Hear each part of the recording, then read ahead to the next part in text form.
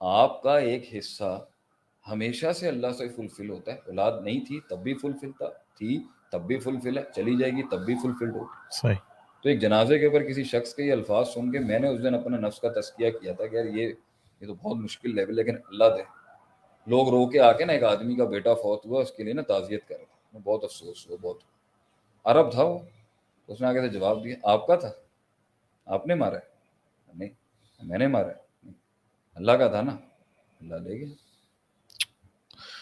اِنَّ لِلَّهِ مَا اِنَّ أَخَذَ. لِلَّهِ وَإِنَّا إِلَيْهِ راجعون. آسان نہیں ہے. وہ دعا بھی ہے نا کہ جب انتقال ہو کسی کا تو دعا کے الفاظ بھی اِنَّ لِلَّهِ مَا أَخَذَ وَلَهُ مَا أَعْطَى, کہ وہ اللہ کا تھا جو اس نے لے لیا, اور جو اس نے دیا وہ اللہ کا ہی اور ہے. اگر لے گیا تو اس کے جو بھی ہے وہ بھی اللہ کا ہی ہے, جو بھی ہے وہ بھی اللہ کا, جو لے گیا وہ بھی اللہ کا. اور اگر تمہیں مزید اچھا چاہیے تو پھر یہ سنیں, دنیا میں سب سے کامل ہسبینڈ جو تھا نا ام سلمہ کے تھے.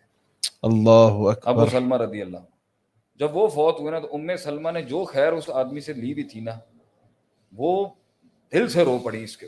اور ایسا غم عظیم اور کرب عظیم اس صحابیہ کو لگا کہ نبی صلی اللہ علیہ وسلم کو جب پتہ چلا نا کہ یہ ایک بڑے عظیم غم میں مبتلا ہو چکی ہے, آپ صلی اللہ علیہ وسلم نے ان کو ایک دعا سکھائی.